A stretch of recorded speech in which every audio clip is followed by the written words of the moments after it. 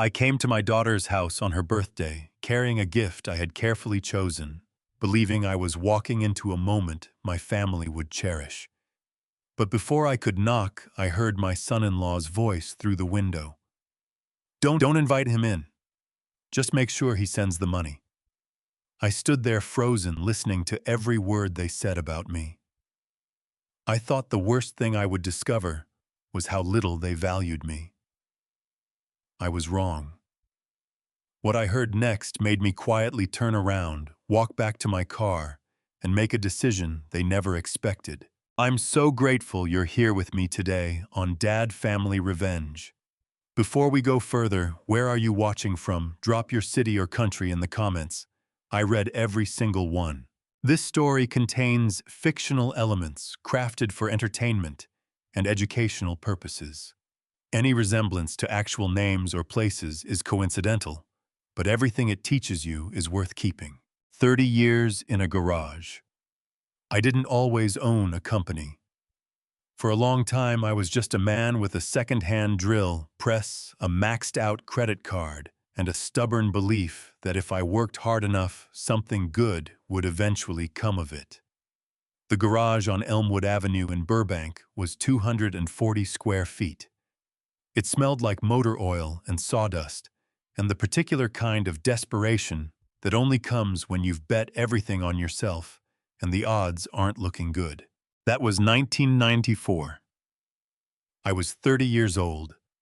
I had $11,000 in a checking account, a used lathe I'd bought off a guy in Van Nuys, and a wife who believed in me more than I believed in myself. Margaret used to sit on a folding chair right next to my workbench, a yellow legal pad balanced on her knee, reading numbers out loud while I worked. Not because she had to. She had a job of her own. She was teaching third grade at Jefferson Elementary, waking up at 5:30 every morning, coming home exhausted, and still sitting down beside me at 9 o'clock at night to go through invoices.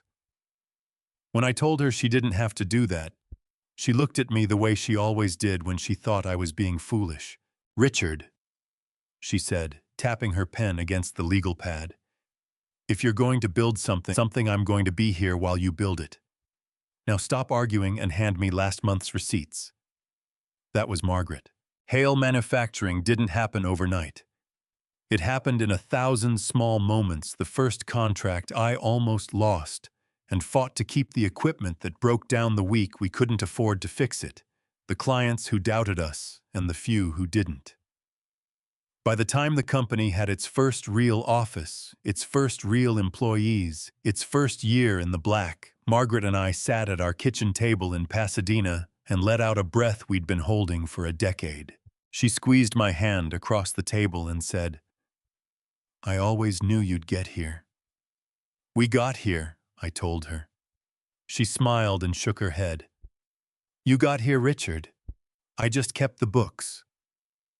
That was the last part she got wrong about anything. When Margaret got sick, I told myself I'd fix it the way I'd fixed everything else, by working harder, by finding the right people, by refusing to accept the outcome until there was no other choice. But cancer doesn't negotiate. And by the spring of 2010, she was gone, and the house in Pasadena was very quiet in a way that no amount of work could fill. What filled it eventually was Emily. Our daughter was 20, then finishing her sophomore year at UC Santa Barbara, and she had her mother's soft eyes and my jaw set with determination. After Margaret passed, Emily and I grew closer in the careful, tentative way that people do when they're both trying not to show how much they're hurting.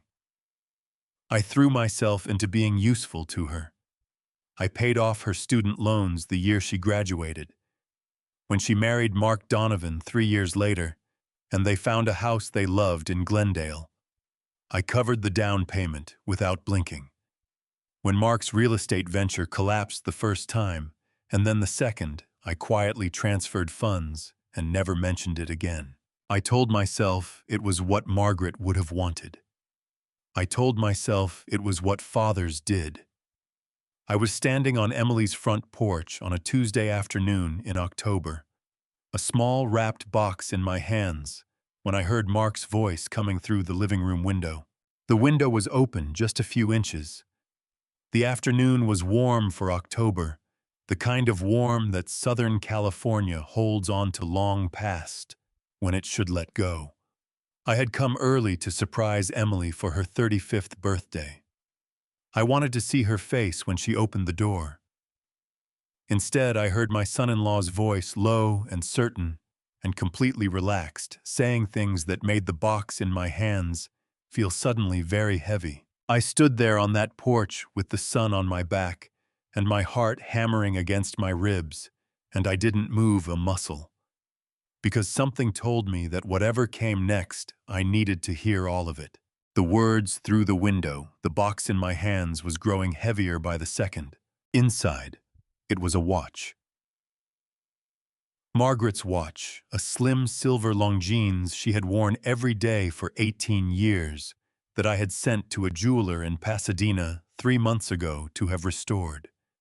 The crystal replaced the band, reconditioned the mechanism, cleaned until it kept perfect time again. I had planned to give it to Emily today, wrapped in the same navy blue paper Margaret had always used for gifts, tied with a white ribbon. I had rehearsed what I would say. Something about her mother. Something about how proud Margaret would have been. Instead, I was pressing myself against the exterior wall of my daughter's house, barely breathing, listening to my son-in-law destroy something I hadn't even known was fragile. You don't have to pretend to be happy when he shows up. Mark's voice was relaxed, the voice of a man having a conversation he'd had many times before. Honestly, Em, you could just call him right now and tell him not to come. Emily's voice came back, quieter, uncertain. But he'll be upset, Mark. It's my birthday. He drove all the way from Pasadena. Mark laughed. Not a cruel laugh, something almost worse. The easy laugh of someone who had already decided how the story ended. He'll be upset for a week, and then he'll get over it. The important thing is, we still get the check. He always sends the check, Em. That's what he does. My fingers tightened around the box until I felt the cardboard bend slightly under the pressure. I told myself to breathe. I told myself to stay still. I was good at staying still when it mattered. I don't know, Emily said. There was something in her voice I couldn't read, hesitation maybe, or guilt trying to find a shape it could live with. He's been so good to us, Mark. He has, Mark agreed, and his tone shifted smoother now, more deliberate. And that's exactly why we need to stop wasting time. Em, listen to me. He's 60 years old. He still thinks he's going to run that company for another 20 years. But the board is going to start asking questions soon, whether we push them to or not. We need to get ahead of it. What are you saying? I'm saying I've already talked to someone. A pause. The sound of ice shifting in a glass. A doctor. Someone who can evaluate him. Put together a professional assessment that raises questions about his capacity, his ability to make sound decisions for the company. Nothing dramatic. Just enough to make the board nervous. Just enough to make him feel like the reasonable thing to do is sign the transition documents. The afternoon sun was warm on my shoulders. A sprinkler was running somewhere down the street. A neighbor's dog was barking at something it would never catch. All of it felt very far away. Mark, Emily's voice had dropped. Are you sure that's legal? It's completely legal, Mark said, his voice hardening with confidence. Companies do leadership transitions all the time. We're just helping the process along. Once he signs over operational control, everything runs through us. The company, the accounts, all of it. Em, your father built something worth $40 million. Do you want to watch some board of directors hand it to a stranger when he retires? A long pause. No, Emily said finally. Her voice was so small I almost didn't hear it. Something cracked open in my chest, not dramatically, Not all at once, but the way old wood splits under slow and steady pressure. Because it wasn't Mark's words that broke me. I had survived worse than Mark Donovan in 40 years of business. It was my daughter's voice saying that single quiet word. No hesitation in it anymore. Just acceptance. I looked down at the box in my hands. I thought about the jeweler in Pasadena who had spent 2 weeks restoring Margaret's watch. I thought about the speech I had prepared. I thought about 35 years of birthdays and the way Emily used to run down the hallway on Saturday mornings in footy pajamas and throw herself at me before I'd even had my first cup of coffee. I bent down and set the box on the welcome mat beside the front door. I straightened up. I smoothed the front of my jacket with both hands, a habit Margaret had always teased me about. Then I walked back down the driveway, got in my car, and closed the door with a quiet click. I didn't slam it. Slamming it would have meant I was angry. I wasn't angry yet.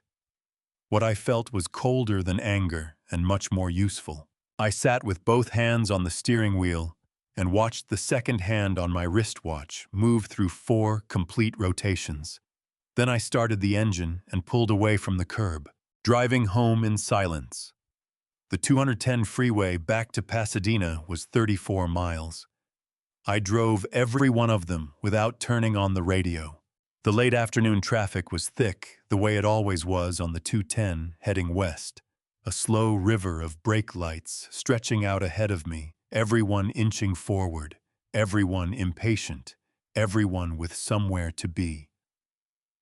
I sat in the middle lane with both hands on the wheel and let the cars creep, and I didn't feel impatient at all. I felt something closer to the opposite. A strange, cold stillness that settled into my chest and stayed there. I let myself feel what I needed to feel. That was something Margaret had taught me years ago, back when I used to bury everything under work and pretend that whatever hurt me had simply ceased to exist. "You can't outrun it, Richard," she used to say, pressing her palm flat against my chest, like she was trying to reach whatever I'd locked up in there. "Whatever you're carrying, just feel it. Let it move through you. It won't kill you. I promise it won't kill you." So I let it move through me now on the 210. The hurt first, deep and specific, the kind that comes not from cruelty, but from the realization that someone you love has been quietly making a different set of calculations about you for a long time. Then the disbelief, hot and fast, burning through my throat. Then something darker sitting low in my stomach, heavy and still. Then slowly, something else entirely. I thought about 1998. I was 34 years old, and Hale Manufacturing had just landed its first major contract, a components deal with a mid-size aerospace firm out of Long Beach. 3 months in, the firm's procurement director, a man named Gerald Patterson, started pushing to renegotiate terms in ways that would have effectively transferred our proprietary designs to their in-house team. He was smooth about it. Professional. He used words like partnership and mutual growth, and he smiled the whole time he was trying to take everything I had built. I remembered driving home from that meeting on the 405, shaking with fury, convinced I was about to lose everything. And then I remembered what I did next. I didn't call a lawyer in a panic. I didn't confront Patterson in his office. I went home, sat at my kitchen table, and wrote out everything I knew. Every conversation, every document, every clause in the original contract. I mapped it all out until the picture was clear. And then I made a plan. 3 weeks later, Patterson's firm signed an amended agreement that gave Hale Manufacturing stronger intellectual property protections than we'd had before the whole mess started. Patterson shook my hand afterward and told me I was tougher than I looked. I told him I appreciated the compliment. That was the thing about threats. The ones that announced themselves gave you time to think. Mark had just announced himself, I pulled off the freeway at the Lake Avenue exit and wound through the familiar streets of Pasadena, the old craftsman houses, with their wide porches, the liquid amber trees beginning to turn orange and gold at the edges, the particular late afternoon light that made everything look like a painting of itself. I turned into my driveway and sat in the car for a moment with the engine off. My chest ached. Not the cold stillness from earlier, something raw now sitting just behind my sternum. The image kept coming back to me unbidden, Emily's voice so small saying no, not fighting it, not pushing back, just folding. Where did I go wrong? I said out loud to no one, to the empty car, to maybe Margaret, if she was somewhere close enough to hear. My voice cracked on the last word, and I pressed my lips together hard and stared at the garage door until the feeling passed. Then I got out of the car. I went inside, filled the kettle, and set it on the stove. While I waited for it to boil, I went upstairs to my office, a small room at the back of the house with bookshelves on 3 walls and a desk that had followed me through 4 different addresses, and I sat down and opened the top drawer. I took out a yellow legal pad. Margaret's kind. The same brand she had used on that folding chair in the garage on Elmwood Avenue 30 years ago. I uncapped a pen. At the top of the page, I wrote 2 words, "What happened?" Below that, I wrote 2 more. "What's next?" I was halfway through the first list when my phone buzzed on the desk. I looked at the screen. Not Emily. Not Mark. The name that came up was the one I needed most right now. Thomas Walker. I picked up on the first ring. Thomas picks up on the first ring. "You sound like a man who just had a very bad afternoon," Thomas said before I had gotten out more than 2 words. That was Thomas Walker. 30 years of friendship had given him an ear for things I didn't say out loud. We had met in 1993 at a small business development seminar in a rented conference room in Glendale. Both of us young, both of us broke, both of us convinced we were going to build something worth building. He had gone on to become one of the most respected corporate attorneys in Los Angeles. I had gone on to build Hale Manufacturing. We had never stopped calling each other when things went sideways. "I had a very bad afternoon," I confirmed. "Tell me." So I told him. I sat at my desk with the yellow legal pad in front of me, and I laid it out the way I used to lay out contract disputes, chronologically, precisely, without editorializing. The porch, the window, Mark's voice, the doctor he claimed to have lined up, the transition documents, Emily's silence that wasn't really silence but something worse, agreement, slow and exhausted, like a woman who had been talked into something over a very long time. When I finished, Thomas didn't respond immediately. I could hear him breathing on the other end of the line, the particular rhythm of a man thinking hard and fast. "Richard," he said finally, "how much access does Mark have to your company's internal systems?" The question surprised me. He's attended a few board meetings as Emily's husband. I may have included him on some financial summaries over the years. Why? Because what you're describing isn't something a person puts together in an afternoon. Thomas's voice was careful and precise, the voice he used in depositions. "The doctor contact the transition documents already prepared that takes months of groundwork. I've been watching some irregularities in the public filings connected to your company's vendor accounts." I didn't say anything because I wasn't certain. "But Richard, I think this goes considerably deeper than what you heard through that window today." My grip tightened on the phone until my knuckles ached. "How deep? That's what we need to find out. Can you come to my office tomorrow morning early before the building fills up? And bring Carol Nguyen if you can reach her tonight." "Carol," I repeated. "My CFO of 15 years.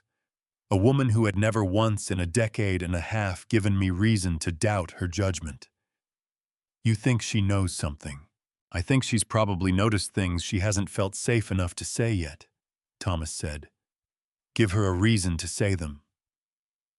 After I hung up, I sat at my desk without moving for a long time.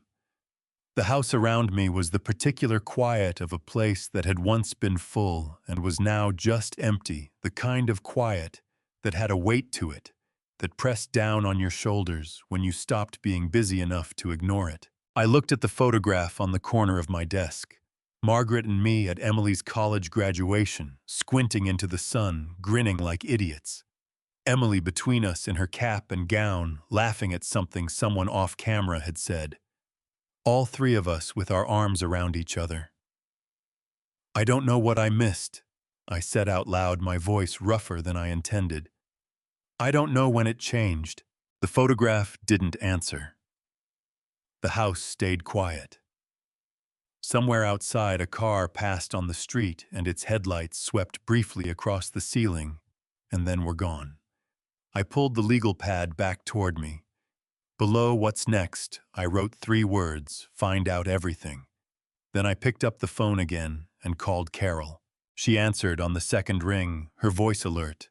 Despite the late hour, and when I told her I needed her in Century City at 7 the next morning, she said, I'll be there at 6:30, and hung up before I could thank her.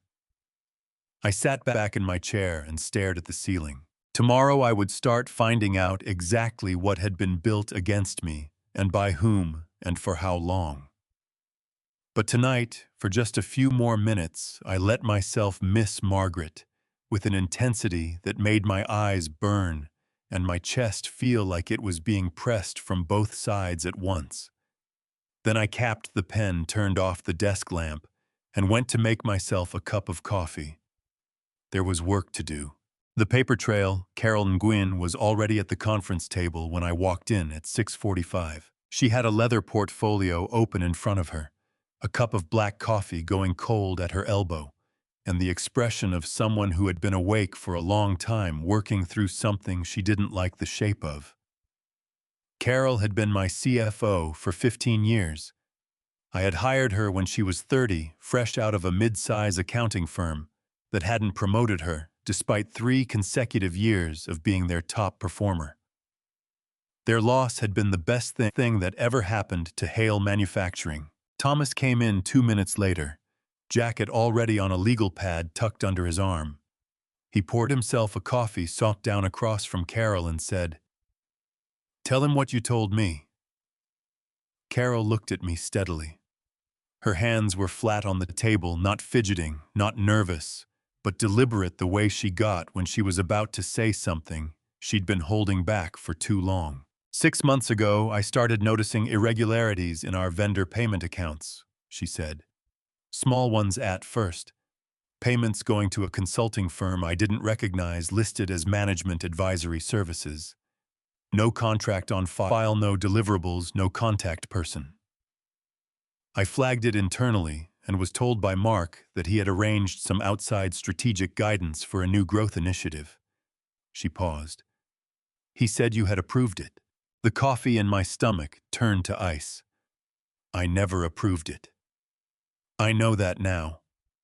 Carol opened her portfolio and slid a printed spreadsheet across the table toward me. Over 18 months, those payments totaled $63,000. All routed through a single-member LLC registered in Delaware called Hale Industrial Solutions. I looked at the name on the page. Hale Industrial Solutions. The letters seemed to pulse slightly on the white paper. He had used my name. He had built his weapon with my name on it. Delaware registration means minimal public disclosure requirements, Thomas said, his voice dropping into the precise cadence he used when laying out a case. Under Delaware law, a single-member LLC doesn't have to list its owners in public filings. That's why it took time to trace.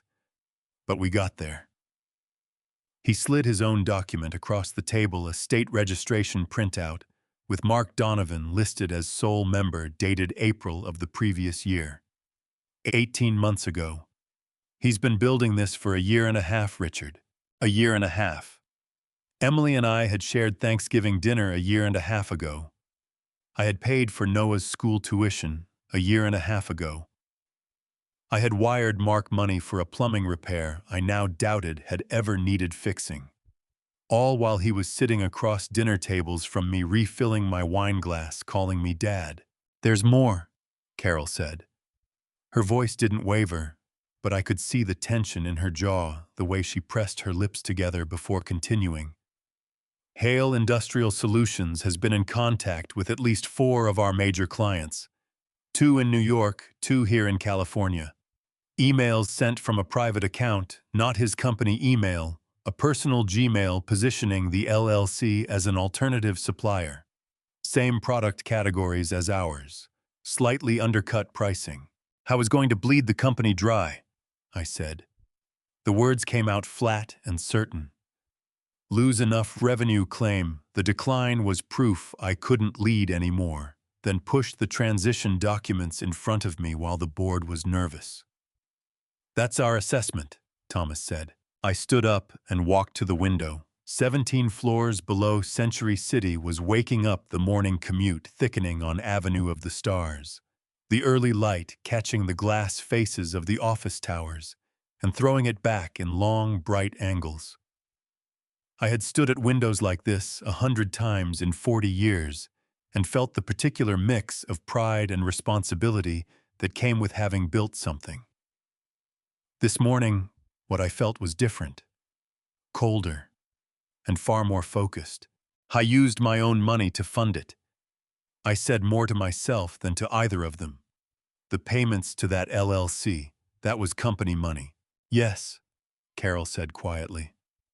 "I'm sorry I didn't bring this to you sooner. The first time I flagged the payments internally, Mark told me you had approved them. I had no reason to disbelieve him. Then, he had enough peripheral access to make it plausible. By the time I started doubting that explanation, I needed to be certain before I said anything, because accusing a founder's son-in-law without proof isn't something you do once and walk back from." She stopped, steadied herself. "I needed to be sure. I'm sure now." I turned from the window and looked at her. Carol Nguyen had walked into my office 15 years ago with a resume that other people had passed over and a way of seeing financial patterns that bordered on extraordinary. I had given her a chance when she had needed one. She had never once given me cause to regret it. "You're not wrong," I told her, "and you have nothing to apologize for." Her shoulders dropped half an inch, the closest Carol ever came to visible relief. Thomas uncapped his pen. "So, we build the case." I pulled out the chair at the head of the table and sat down. For the first time since standing on Emily's porch the afternoon before, the cold stillness in my chest shifted into something with a sharper edge. Not anger. Not yet. Something more like the feeling I got in the first hour of working through a problem that had a solution, the recognition that the path forward existed, even if I couldn't see all of it yet. "Start from the beginning," I said. "Show me everything." A company built from nothing. The meeting at Thomas's office ran until nearly noon. By the time I got back to my car in the parking structure beneath the Century City Tower, I had seen spreadsheets, email logs, Delaware registration documents, and client correspondence that made the full shape of what Mark had been building feel like something physical, a structure assembled quietly in the dark, right next to everything I had spent my life creating.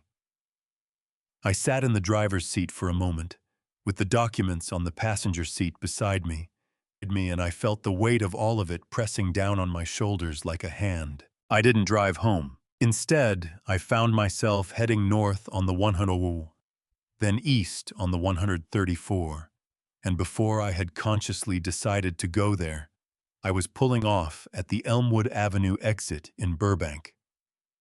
The streets here were narrow and familiar in the way that places from your past are always familiar, not because they look the same, but because your body remembers them before your mind does. I made 3 turns without thinking about them, and pulled up to the curb in front of a low building on a quiet block between a tire shop and a vacant lot. Sunshine Laundry. The sign was yellow and sun-bleached, the kind of sign that had been there long enough to stop being noticed.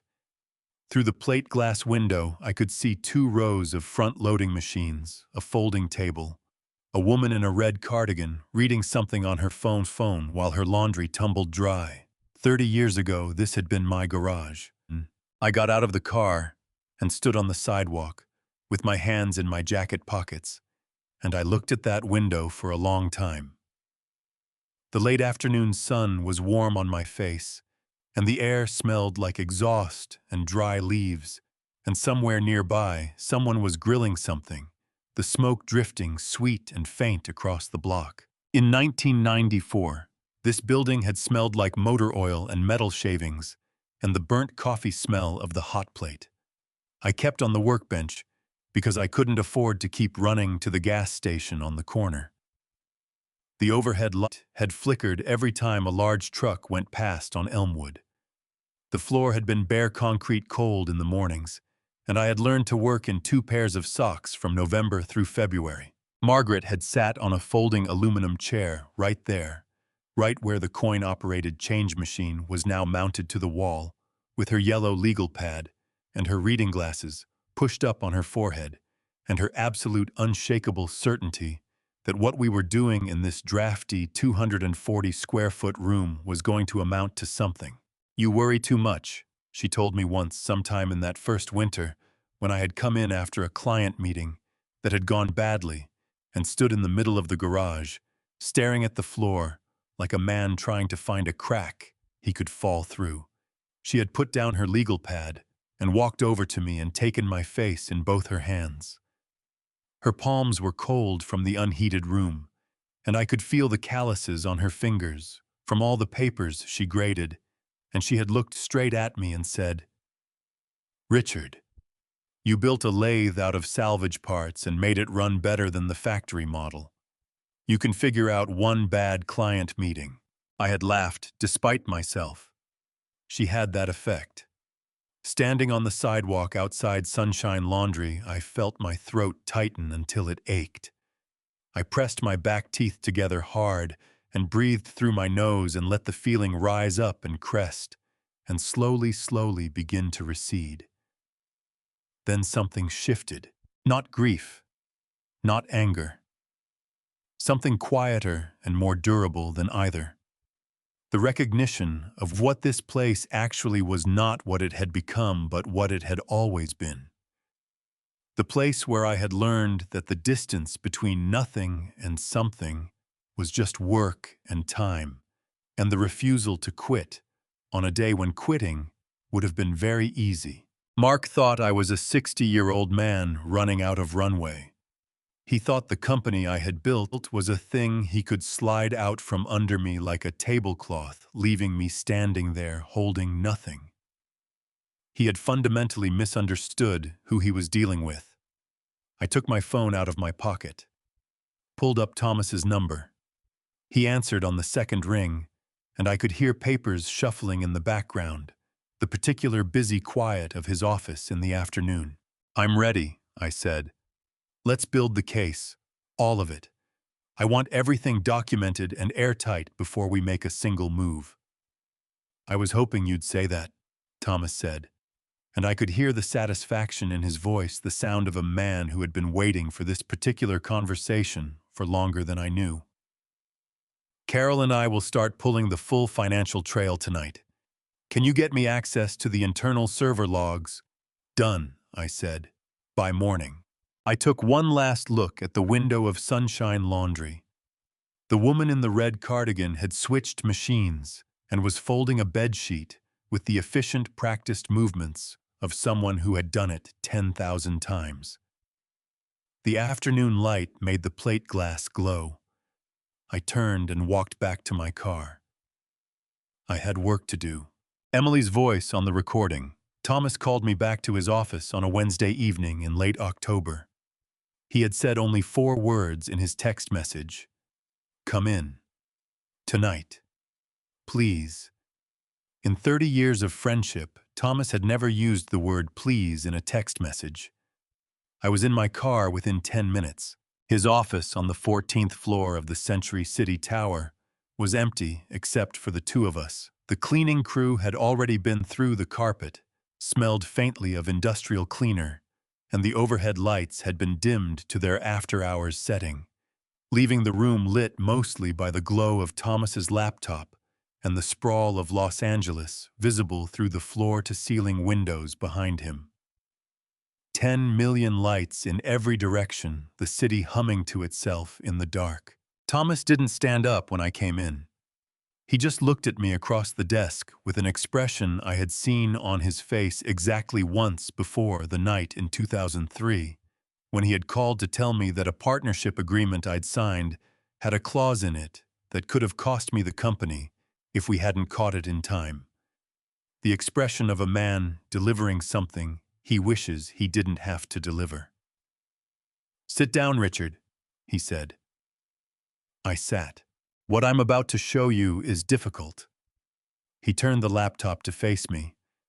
"I need you to listen to the whole thing before you say anything. Can you do that?" "Just play it," I said. My voice came out steadier than I felt. He clicked the trackpad. What came out of the laptop speakers first was the ambient sound of a kitchen, the distant hum of a refrigerator, the soft clink of something ceramic being set on a counter. Then my own voice, slightly muffled as if recorded from across a room. I was saying something about the quarterly projections.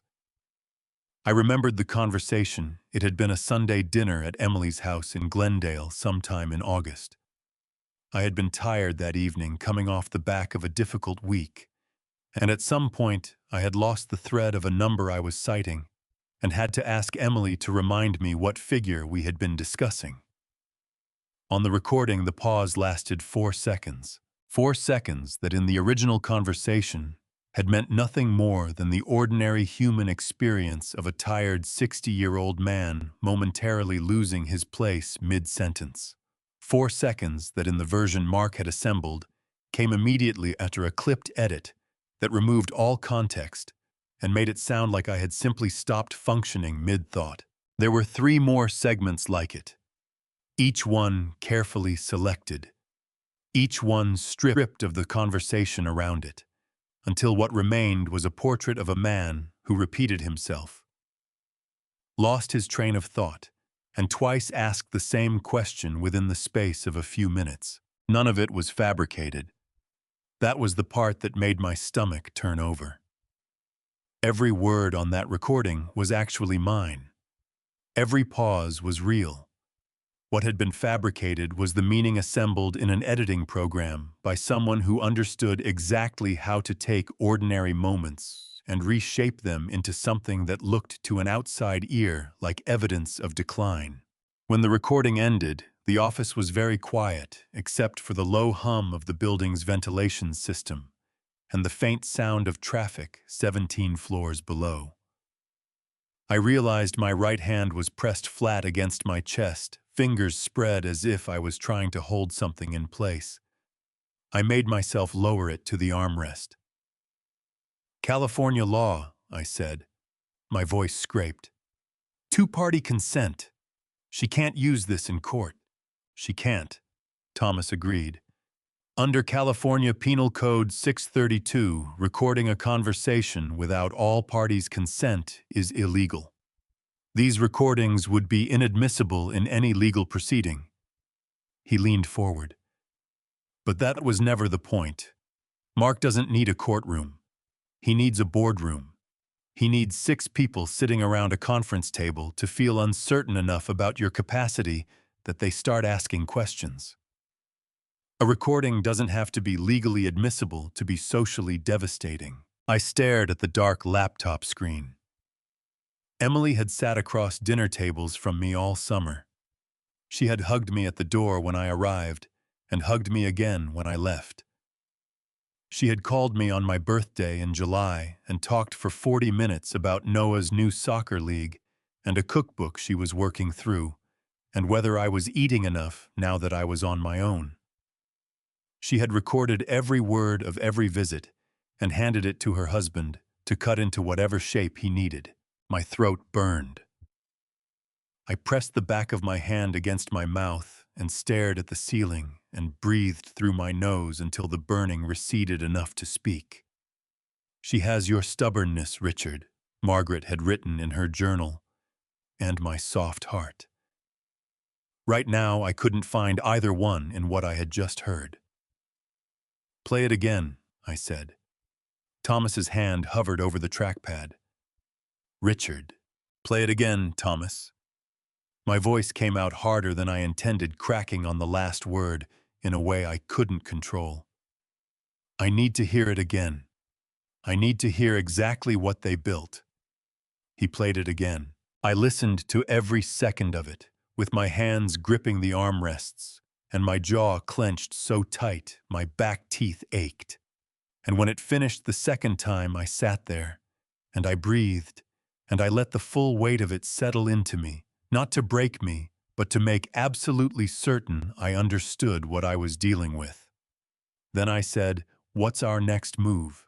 The doctor who wasn't his name was Gerald Foss. On paper, he was a licensed psychiatrist with a practice on Magnolia Boulevard in Burbank, 3 miles from the building that used to be my garage. He had a website with a professional headshot, silver-haired, wire-rimmed glasses, the practiced expression of a man accustomed to being trusted. He had a Yelp page with 14 reviews, most of them vague, in the way that made you suspect they had been written by people who knew him personally.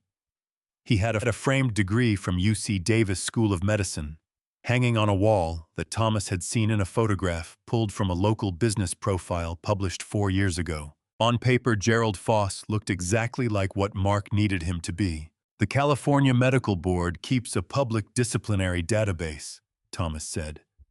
He was standing at the whiteboard on the far wall of his conference room, marker in hand, building the kind of visual timeline he used when preparing for trial.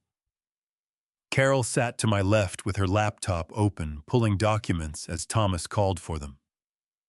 3 days had passed since the recording. I had slept a combined total of 9 hours across all 3 nights. In 2019, Foss was the subject of a formal complaint filed by a patient's family alleging fraudulent billing practices, specifically billing insurance providers for psychiatric evaluations that either didn't occur or were conducted by unlicensed staff under his supervision. "Was he convicted?" I asked. "It's a licensing board, not a criminal court," Thomas said. "They don't convict, they discipline." Foss received a formal reprimand, was required to complete an ethics course, and had his license suspended for 8 months. He uncapped the marker and wrote Foss suspended 8 months, 2019 on the board in his precise, small handwriting. He was reinstated in early 2020, technically licensed, but the disciplinary record is permanent and public. Anyone who looked would find it. "Mark looked," Carol said from behind her laptop. Her voice was flat, with the particular flatness of someone working very hard to keep their anger professional. "He just decided it didn't matter." Or, she paused, something shifting in her expression. "Or he decided that a doctor with something to lose was more useful to him than one without." The room went quiet except for the sound of her fingers on the keyboard. She was right. A physician with a clean record and a thriving practice had too much to risk by producing a fraudulent competency assessment.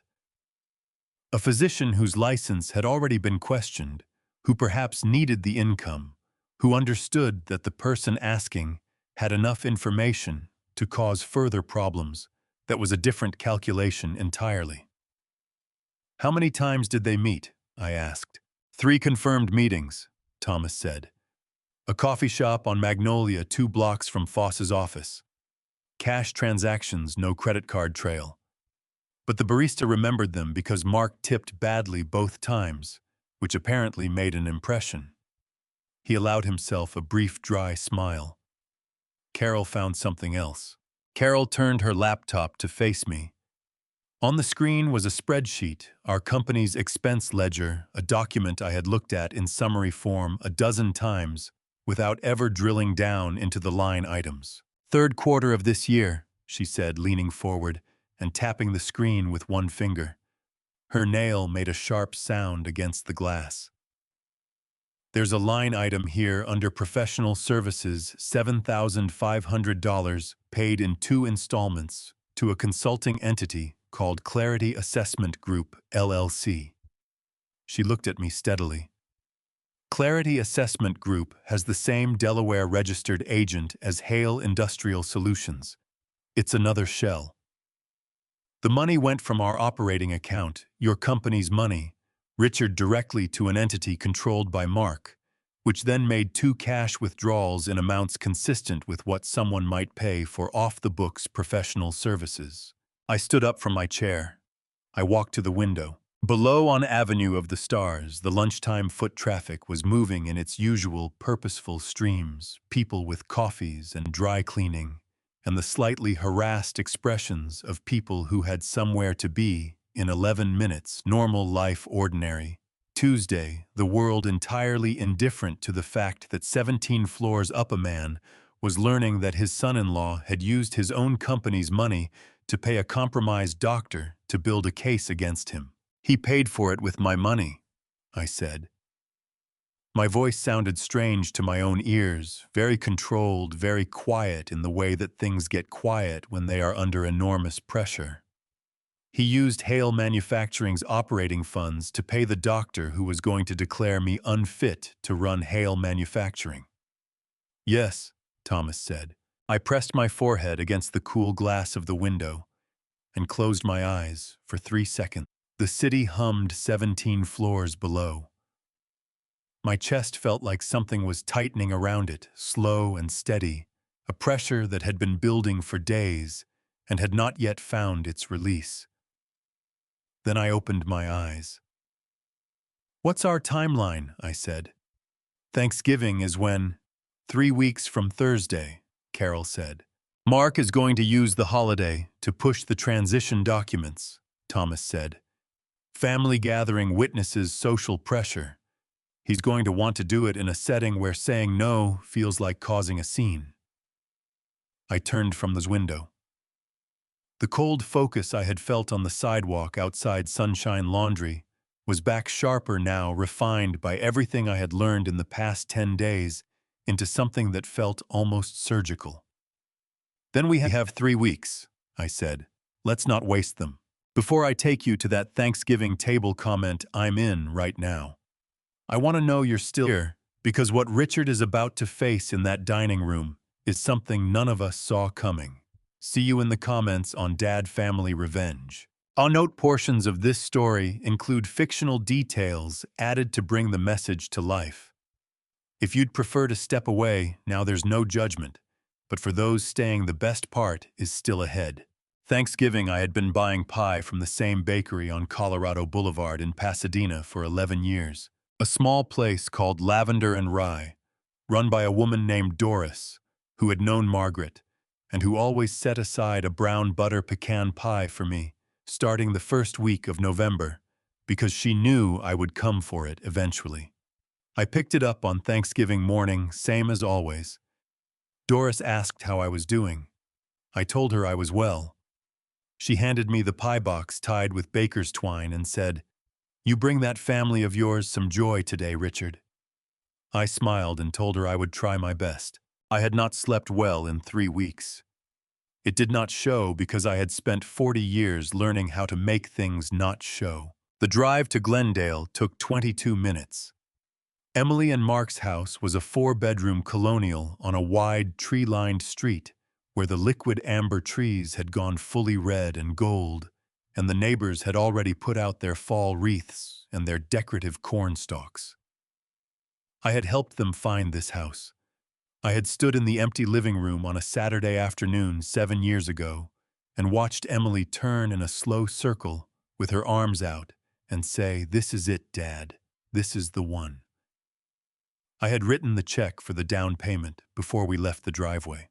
The house smelled like roasting turkey and butter and wood smoke, when Emily opened the door.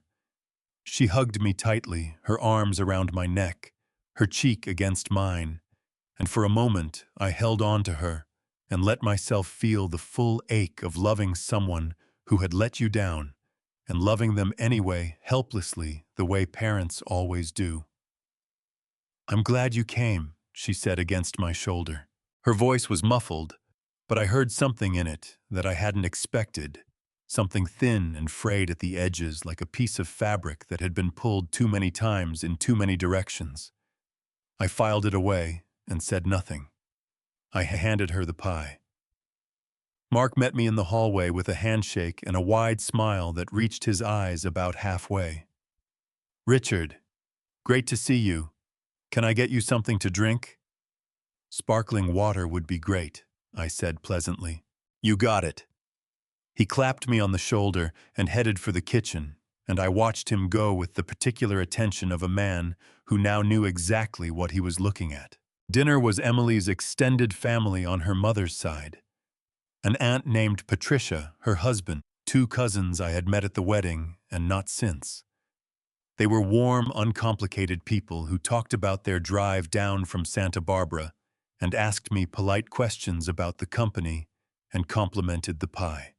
I answered everything easily and ate my food and watched Mark work the table the way a man works a room when he believes the evening is going exactly according to plan. Noah appeared at my elbow midway through the meal, having abandoned his seat at the kids' end of the table, and climbed into the chair beside me without asking permission.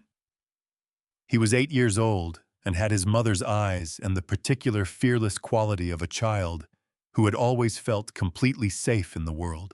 "Grandpa," he said, stabbing a piece of sweet potato with his fork, "did you know that the turkey we eat isn't even the same kind of turkey as the wild ones?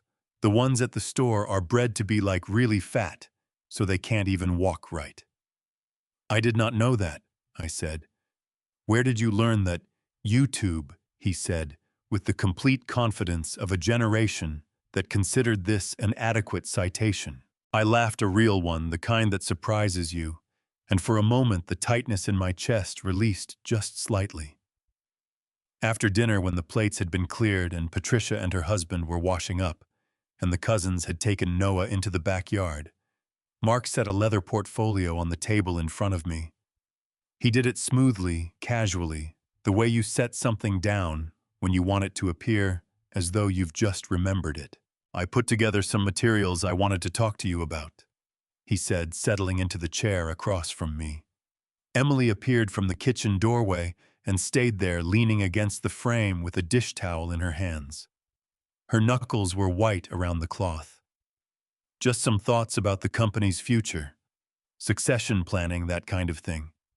Really just to make sure everything is protected as you think about the next chapter." I looked at the portfolio. Then I looked at Emily in the doorway.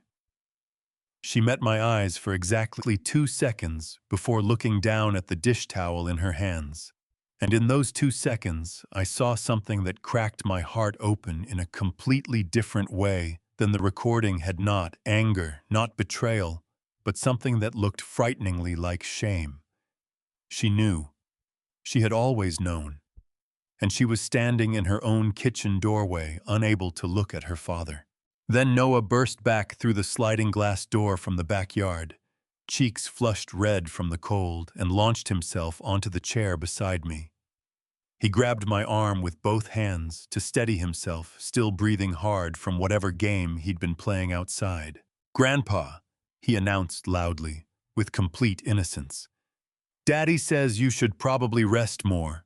Daddy says you forget things sometimes." He said it the way children deliver information they've been given as established fact, as something worth sharing, entirely unaware of the silence that fell over the table like a dropped curtain. Patricia's husband stopped drying a glass in the kitchen doorway. Mark's smile didn't move, but something behind his eyes went very still. Emily made a sound, not quite a word, something small and involuntary, like a person who has just watched something fragile fall and can't catch it in time. I put my arm around Noah and pulled him close and pressed my lips to the top of his head. He smelled like cold air and grass, and the particular sweetness of a child who has been running hard. My throat tightened until it felt like a fist. I held on to him for a moment longer than necessary, breathing, slowly steadying myself against the warmth of him. Then I released him, picked up the leather portfolio, and held it out across the table toward Mark. "I appreciate you putting this together," I said. My voice was perfectly even. "I'll have Thomas Walker take a look before I review anything like this. That's just standard practice for documents of this kind. You understand?" Mark took the portfolio. His fingers closed around it a fraction too hard. "Of course," he said. I stayed another hour. I helped Noah build something out of the Legos he dragged out from his bedroom. I had a second cup of coffee. I said goodbye to Patricia and her husband, and told them it was wonderful to see them. I hugged Emily at the door and felt her hold on for a beat longer than usual, her fingers pressing into my back like she was trying to say something her voice couldn't manage. I drove home on the 134 in the dark, and I thought about what it must have taken, the patience, the repetition, the careful, deliberate work of it, to teach an 8-year-old boy to say those words about his grandfather. And I thought about the look on Emily's face in the kitchen doorway. And I thought 2.5 weeks. Playing the part, the hardest thing I had done in 40 years of business, wasn't surviving the 2008 recession or the contract dispute that nearly broke us in 2011. Those things had been hard, the way weather is hard, impersonal, something you endured and came out the other side of changed, but intact. This was different. This required me to smile at a man I knew was trying to take everything I had built and make him believe the smile was real. The Monday after Thanksgiving, I called Mark. I kept my voice easy and warm, pleasant on the surface, giving away nothing underneath. "Mark, I've been thinking about what you said Thursday," I told him. "The succession planning materials. I think you're right that it's time to start having these conversations seriously. I'm not getting any younger." I paused just long enough. "I'd like to set up some time before the end of the year." There was a half-second of silence, the silence of a man recalibrating, adjusting his expectations upward. "Richard," he said, and I could hear the careful pleasure in his voice, the sound of someone trying not to sound too pleased. "I think that's really wise. I'm proud of you for being open to this." Proud of me. I kept my breathing steady and said, "I appreciate that, Mark. I'll be in touch." I hung up and felt something cold and clarifying move through me from the chest outward. In the 2 weeks that followed, I became the most agreeable version of myself I had ever performed. I responded to Emily's texts within minutes, warm and unhurried. I attended a small internal meeting that Mark had angled to be included in. He had spent the past year positioning himself as an informal family advisor, and I had never formally objected, which had given him just enough foothold to appear at the edges of company business without anyone questioning it. I let him sit at the conference table and take notes like a man inventorying an inheritance. Meanwhile, in Thomas's office each evening after 7, Carol and I built something of our own. Thomas had subpoenaed the registered agent records from Delaware, a legal process available to parties in potential litigation, assembling documentation that connected every payment, every shell entity back to Mark, with a specificity that left no interpretive room. By the first week of December, the file was 4 inches thick and growing. On a Thursday evening, Carol looked up from her laptop. "He emailed 2 board members this week from his personal account. He's telling them you've expressed interest in a managed leadership transition." She paused. "He wants them walking into December 15th already primed." "He's good at this," I said. "He is," Thomas agreed. "Which is why what we've built has to be airtight. When we walk into that boardroom, I want every person in that room to understand there is no version of this story, in which Mark Donovan is anything other than exactly what he is. There's one more thing, Carol said quietly. Jim Morrison at Morrison Group in New York called to confirm a meeting with one of our sales reps next Tuesday. The meeting was set up by Jake Mercer, and Richard Jake has been in contact with Morrison Group for 3 months, not on our behalf. Jake Mercer, 32 years old, 3 years with Hale Manufacturing. I had shaken his hand at the Christmas party last year. He's feeding clients to Mark's company, I said. 11 weeks of transfers, Carol said, jaw tight. I've found the beginning of the trail, there's more to pull. I need a few more hours to run it down completely. I looked at Thomas. Cancel the meeting, Thomas said. Tonight. Pull Jake's access before he gets in tomorrow morning. Done, Carol said, already reaching for her phone. I looked at the ceiling, the acoustic tiles, the recessed lighting, the ordinary infrastructure of a place where extraordinary things were being decided. Somewhere in Glendale, Mark was having dinner with my daughter, confident the ground was moving exactly as planned. He had no idea we had found Jake. December 14th, I said. The holiday dinner. That's when I give Emily the envelope. Thomas nodded. And December 15th, 9 o'clock, we finish it. Carol's discovery. Carol called at 11:47 on a Tuesday night. In 15 years, she had never called that late. I picked up before the second ring, already sitting up in bed, already awake in the particular way people are awake when they have been waiting without admitting it to themselves. I need you to come in, she said. Not panic, Carol didn't panic, but a tightly controlled urgency I had heard from her exactly once before, in 2017, when a bookkeeping error nearly triggered an IRS audit. I found something. Don't want to send it over email. I was dressed and in my car in 8 minutes. The Hale Manufacturing building in Burbank was dark except for the 3rd floor, where the finance department's corner suite glowed against the night. I used my key card, took the elevator up, and found Carol surrounded by 3 open laptops and a printer running steadily, spitting pages like a metronome. Dark circles under her eyes. Reading glasses pushed up into her hair, forgotten there hours ago. Sit down, she said, turning the center laptop toward me. Our internal file transfer log filled the screen. Every document moved, copied, or exported from our server. Carol had highlighted entries in yellow down the left column. Jake Mercer's credentials, she said, tapping the screen. Every Tuesday and Thursday for 11 weeks between 7 and 8 in the morning before staff arrives. Contact records, contract histories, pricing structures. All forwarded from his work email to a personal Gmail. She clicked to a 3rd window. Then from that Gmail to here. Mark's personal email address. The same one Thomas had shown me 2 weeks ago. Our client list. Our pricing.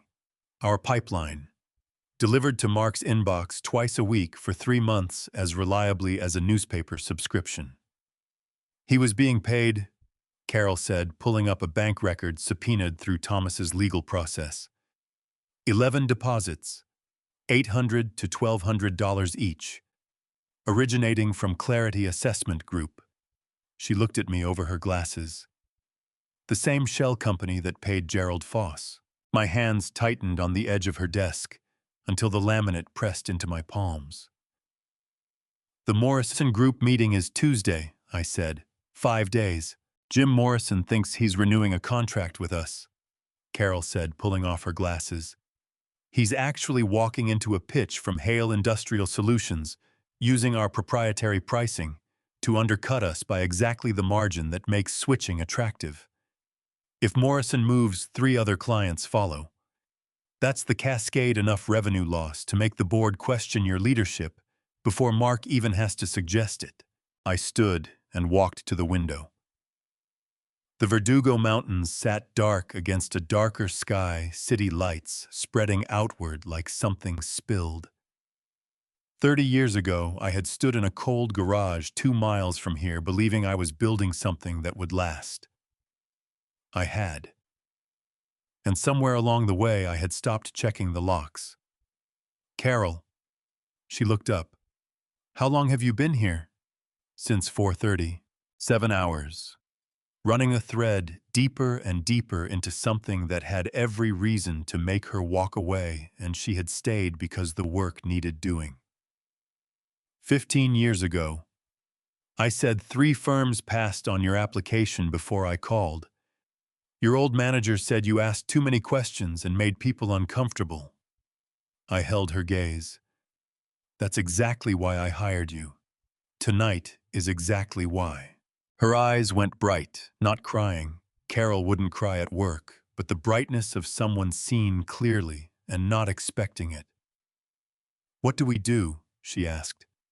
Cancel Jake's meeting tonight. Pull his access before morning. Then call Thomas. She was already reaching for her phone. One more thing. She looked up. Go home after this. Sleep. I need you sharp on the 15th. She almost smiled. I'll sleep when it's over. Driving home on the 134. The freeway. Nearly empty overhead lights strobing past in steady rhythm, I thought about Mark in Glendale, confident, unhurried, certain. The ground was moving exactly as planned. He had no idea that the most important person in the building had been watching the whole time. The watch, there is a drawer in my desk at home that I had not opened in 3 years. The bottom drawer on the left side, the deep one. Margaret had kept it locked when she was alive, not because she was hiding anything from me, but because she said everyone needed one space that was entirely their own, even from the people they loved most. After she died, I found the key in the small ceramic dish on her nightstand, where she kept it, and I opened the drawer, and I looked at what was inside, and I closed it again, and put the key back, and did not open it for 3 years. On the night of December 13th, I opened it. The drawer held 4 things: a bundle of letters tied with kitchen string correspondence between Margaret and her mother from the years before we met, written in the small, precise cursive that Margaret had inherited and that Emily had not. A photograph of Margaret at 17, sitting on a beach somewhere with her knees pulled up and her eyes squinted against the sun, and a laugh caught mid-escape on her face, a version of her I had never known but always felt I recognized. A small velvet bag containing her engagement ring, which I had offered to Emily 3 times, and which Emily had always gently declined, saying she wanted me to keep it. And the journal. It was a standard composition notebook, black and white marbled cover, the kind you could buy at any CVS for $2. Margaret had gone through 4 or 5 of them every year. Most of them I had boxed up and stored in the garage after she passed, not ready to read them, not ready to throw them away. But this one I had kept in the drawer because Thomas had found it on her nightstand the morning after she died, and something about that detail, that this was the one she had been writing in at the end, made it feel different from the others. I sat down at my desk with the journal and opened it to a page near the middle. Her handwriting filled the page in the unhurried way she wrote when she had time and was thinking clearly, not the quick, compressed script she used for lists and notes, but the longer, more open hand she saved for things she wanted to stay with. I read for a while, without looking for anything specific. There were entries about Noah. She had been alive for the first 2 years of his life, and had written about him with a delight that came off the page, like warmth from a radiator. There were entries about a book she was reading, a disagreement she'd had with a colleague at the school, where she'd been volunteering a recipe she was trying to perfect.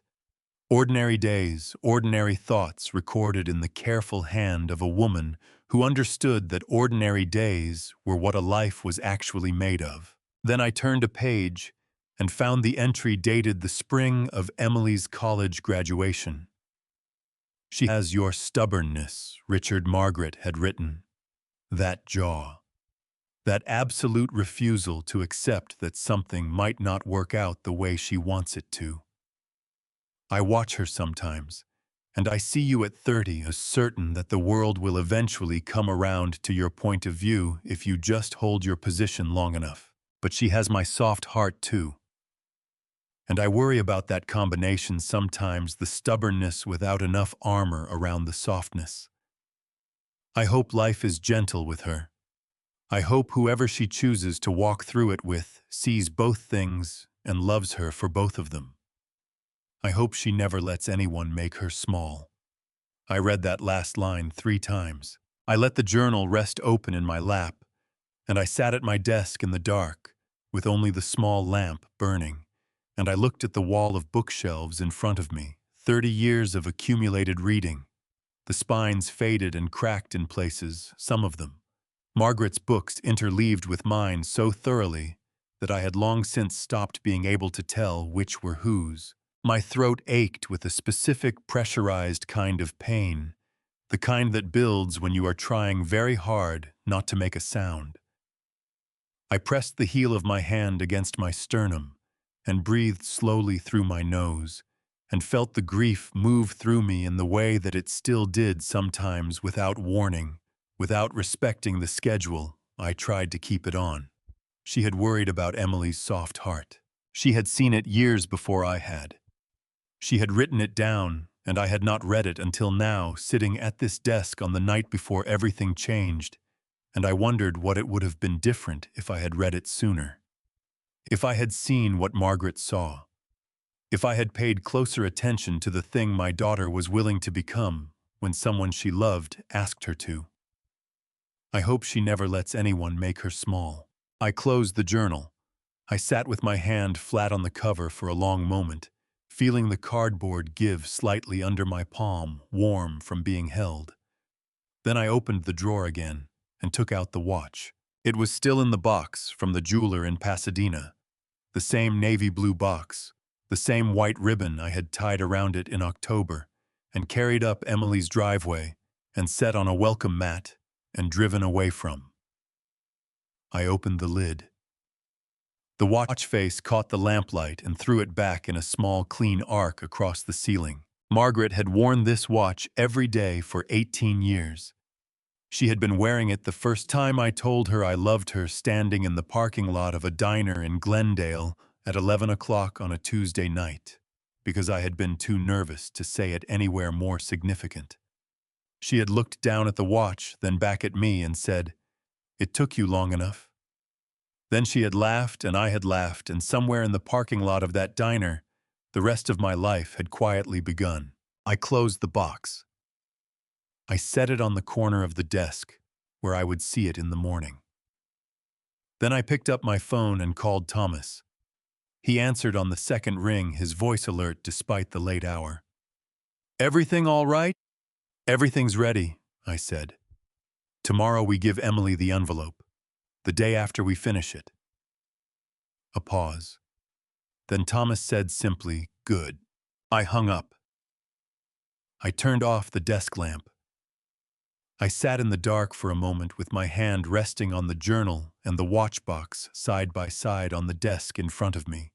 2 things that had belonged to the same woman, both of them here now, both of them still somehow useful. Then I went to bed. For the first time in 6 weeks, I slept. Freezing the accounts, December 14th began at 4:58 in the morning. I know the exact time because I woke without an alarm, the particular clean wakefulness of a person whose body has decided that sleep has done its job, and there is no point pretending otherwise. I lay in the dark for approximately 90 seconds, looking at the ceiling, running through the day's sequence in my head, the way I used to run through presentations before important client meetings. Every step in order, every contingency considered. Then I got up, made coffee, and called Thomas. He answered on the first ring. "You're up early," he said. I could hear the coffee maker running in the background of his home office in Brentwood, which meant he had been up for a while already. "I slept well," I said. "First time in weeks." "Good." A pause while he poured. "Carol's already at the office. She pulled Jake's access credentials at midnight last night. He won't be able to log into any system when he gets in this morning. She also contacted Jim Morrison's assistant and canceled Tuesday's meeting, citing a scheduling conflict on our end. Morrison's office confirmed receipt. I felt something loosen slightly in my chest. Morrison Group is protected. For now. We'll need to follow up with Jim directly after the 15th, explain what happened, give him the full picture. But that's next week's problem. Thomas set down his mug. This morning's problem is the paperwork. I'll need you at my office by 7. We have 3 things to execute before you leave for Glendale tonight. I was pulling into the Century City parking structure at 6:52. Thomas's conference room looked like a war room by the time I arrived, the long table covered in organized stacks of documents, each pile labeled in Carol's small, precise handwriting. She was standing at the far end with a highlighter in one hand and her reading glasses on, marking something in a thick binder. She looked up when I came in and said, "Coffee's on the credenza," and went back to her binder. I poured a cup and stood at the table and looked at what they had built. 4 inches of documentation had become, over the past 2 weeks, something closer to 6. The financial trail, every payment to Hale Industrial Solutions, every transfer to Clarity Assessment Group, every deposit into Jake Mercer's personal account was organized chronologically and cross-referenced with supporting exhibits. The client contact records, the email logs, the Delaware registration documents, the California Medical Board disciplinary file on Gerald Foss, the recorded meetings between Foss and Mark reconstructed through credit card receipts, phone records, and the recollections of a barista on Magnolia Boulevard who had a very good memory for bad tippers. "First item," Thomas said, coming in from his adjoining office with his own coffee and a legal pad. He sat down at the head of the table and uncapped his pen. "Jake Mercer. Carol has already revoked his system access. This morning we execute his formal termination, cause not convenience, given the NDA violation. Under California Labor Code, termination for cause requires written notice specifying the grounds. Carol has drafted the letter. I've reviewed it. It's airtight." He slid a document across the table to me. "Sign at the bottom." I read it through once. It was precise and unsparing, a clear factual account of what Jake had done, documented with specific dates and file transfer records, citing the relevant clauses of his non-disclosure agreement and the sections of California law that governed trade secret misappropriation. There was no anger in it. There didn't need to be. The facts were angry enough on their own. I signed it. "Second item," Thomas continued. "Gerald Foss." He slid another document across.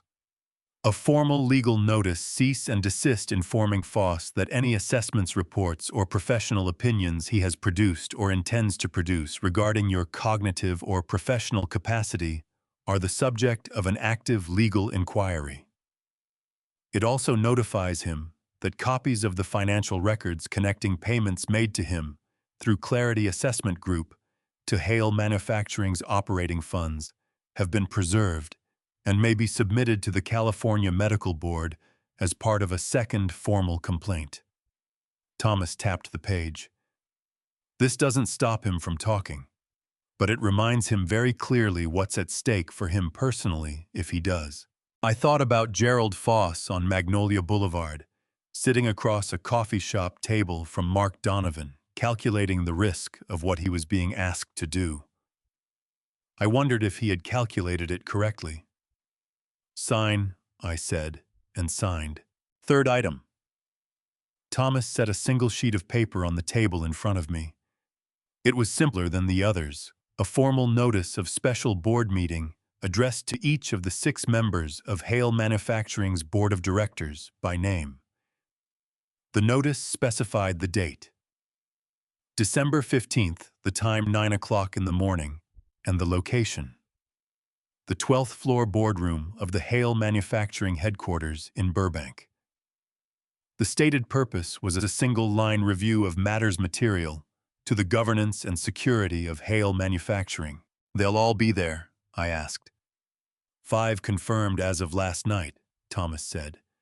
The 6th, Patricia Okafor, is flying in from Chicago this morning. She confirmed at 10 p.m. He paused. Richard, I've known these 6 people for a long time. They are serious, careful individuals who take their fiduciary responsibility seriously. When they see what we've put together, they will act appropriately. I signed the board notice. Carol collected the 3 signed documents, paper-clipped them into separate packets, and began feeding them into the scanner on the credenza with the efficient, practiced movements of someone who had been doing this for a long time and found deep satisfaction in doing it correctly. I stood at the window and looked out over Century City in the morning light, the towers catching the early sun. The streets below beginning to fill the particular energy of a Los Angeles weekday morning that always felt to me like something winding up, preparing to release. I'm taking the watch tonight, I said. Not to Thomas specifically. To the room, to whatever version of Margaret was in it with me. I don't know yet who I'm giving it to, but I'm taking it. Thomas looked at me for a moment over the rim of his coffee cup. Then he said, She would have liked today, I think. My throat tightened. I pressed my lips together and nodded once because it was true, and because I didn't trust my voice to say so. All right, I said when I could speak again. I have a holiday dinner to get to. Before I tell you what was inside that envelope, type, I knew it, or I didn't see that coming, in the comments right now. I genuinely want to know where your head is at. This moment on Dad Family Revenge is one I've been waiting to share with you. A quick note, some details in this story are fictional, added to serve the message rather than the record. If you're not comfortable with that, this is your moment to step away gracefully, and I respect that completely. The holiday dinner, Emily had decorated the house the way Margaret used to, white lights along the porch railing. A wreath on the front door, candles in every window that gave the colonial a warm, burnished glow from the street. I sat in my car for a moment after I parked and looked at it. This house I had helped them find and helped them buy, lit up against the December dark like something from a Christmas card. I reached into the passenger seat and picked up the watch box, slipped it into my jacket pocket. Then I got out of the car. Mark answered the door before I could knock. He was in a navy blazer and a good mood, the particular high-wattage variety he produced when he was performing for an audience. Behind him, I could see the living room was already full, 8 or 10 people, glasses in hand, the low hum of party conversation mixing with instrumental Christmas music from somewhere in the back of the house. Richard. He shook my hand with both of his warm and firm, the handshake of a man who wanted to be remembered as gracious. So glad you could make it. Come in, come in. I stepped inside. The house smelled like pine and mulled wine, and the particular cedar candles Emily had always loved. 2 men I recognized as peripheral business contacts of Mark's faces from a charity event 2 years ago, names I couldn't immediately place, nodded at me from across the room. Mark steered me toward them with a hand at my elbow, the practiced move of a host managing his guests like pieces on a board. Richard Hale, Mark announced with the satisfied tone of a man presenting something valuable. Founder of Hale Manufacturing. 30 years of building one of the best precision components companies in Southern California. He smiled at me. We're very proud of him. We. The word landed with a specific weight. I shook hands with the 2 men, exchanged the usual pleasantries, said the things that were expected of me. I was good at this. I had been doing it for 4 decades. Emily appeared from the kitchen carrying a tray of appetizers, and when she saw me, her face did something complicated and fast. A flicker of something that might have been relief and might have been dread, and might have been with at once moving through her expression and gone before anyone else would have caught it. I caught it. I had been watching my daughter's face for 35 years. "Dad," she kissed my cheek. Her lips were cold. "I'm glad you came." "Wouldn't miss it," I said. Dinner was served at a long table set with Emily's good china, the ivory set with the silver rim that had been a wedding gift from Margaret's sister. I sat at the far end, across from one of Mark's business contacts, and I ate, and I talked, and I listened, and I watched Mark work the table with the fluent, effortless sociability of a man who genuinely believed this evening was his. He made toasts. He refilled glasses. He told a story about a golf trip to Scottsdale that made everyone laugh. And every few minutes across the length of the table, his eyes would find mine, with a look that contained underneath the warmth, a very specific message: I have this. I have all of it. You just haven't been told yet. After dessert, when the conversation had softened into the comfortable drift of people who had eaten and drunk well, Mark stood up and clinked his glass lightly with a fork. "Before everyone heads out," he said, with the easy authority of a man who had been waiting for this moment, "I just want to take a second to say something about Richard." He looked down the table at me and smiled the smile I had been watching for 6 weeks. This man built something extraordinary. 30 years of work, 30 years of sacrifice, 30 years of putting the company and his family first. He paused. "And we are so grateful. Aren't we, Em?" Emily at the other end of the table made a sound of agreement that came out smaller than she intended. "Which is why," Mark continued, reaching under his chair and producing the leather portfolio from Thanksgiving, "we've been working on something to honor that legacy. A transition plan that protects everything Richard has built and makes sure it's in the right hands going forward." He smiled at the table of guests. "We just need Dad's signature tonight and we can make it official." He set the portfolio on the table and slid it down toward me. The table waited. 8 pairs of eyes, politely expectant. I picked up the portfolio, opened it, looked at the documents inside: the transfer of operational authority, the restructuring of voting rights, the management transition clause that would have made Mark the effective head of Hale Manufacturing before the Christmas lights came down. 40 years of work reduced to 3 signature lines. I closed the portfolio. I reached into my jacket pocket and took out the envelope I had prepared that morning at Thomas's office, a standard white business envelope sealed with Emily's name written on the front in my handwriting. I set the portfolio on the table and held the envelope out to Emily. She took it the way you take something when you're not sure you want to know what's inside, carefully. With both hands, her fingers closing around it slowly. "What is this?" she asked. "Open it," I said. Mark's smile had not moved, but something behind his eyes had gone very still, the way a room goes still in the seconds before a storm. Emily slid her finger under the flap. She unfolded the first page, the letter I had written by hand at my desk in Pasadena on the night of December 13th, after I had put Margaret's journal away and before I had gone to bed for the first time in 6 weeks. I watched her read it. I watched the color drain from her face, slow and complete, like water leaving a glass. Her hands began to tremble, not slightly, but visibly, the pages shaking in her grip so that the paper made a faint sound against itself. She turned to the second page, the financial documentation. The third page, the email records. She turned each page with the careful, deliberate movements of someone who understands that what they are reading cannot be unread.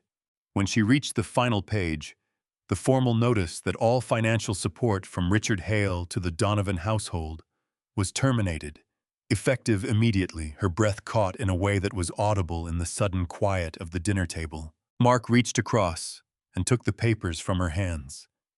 His eyes moved down the first page rapidly, and I watched the color leave his face the same way it had left Emily's, but faster and with something else underneath it, not grief, but the particular pallor of a man realizing that the ground he was standing on has been gone for longer than he knew.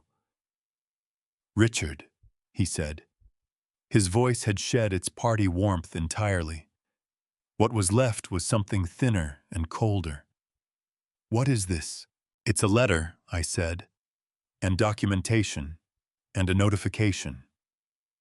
I folded my hands on the table in front of me. "I think you'll find it's self-explanatory."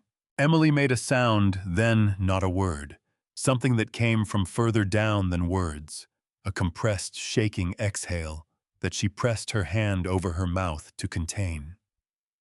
Her eyes filled and spilled over, and she pressed harder with her palm and stared at the table, and the tears ran down the back of her hand and dripped onto the ivory tablecloth. One of Mark's business contacts cleared his throat and said something about needing to catch an early flight. Within 4 minutes, the table had mostly emptied in the polite, rapid way that people exit a room where something private has suddenly become visible. Mark stared at me across the table.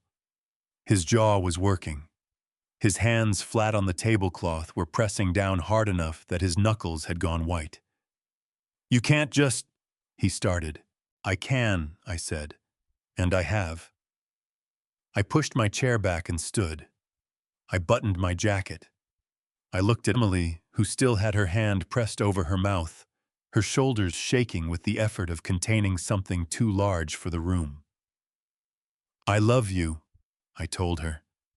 "That part doesn't change. Read the letter carefully."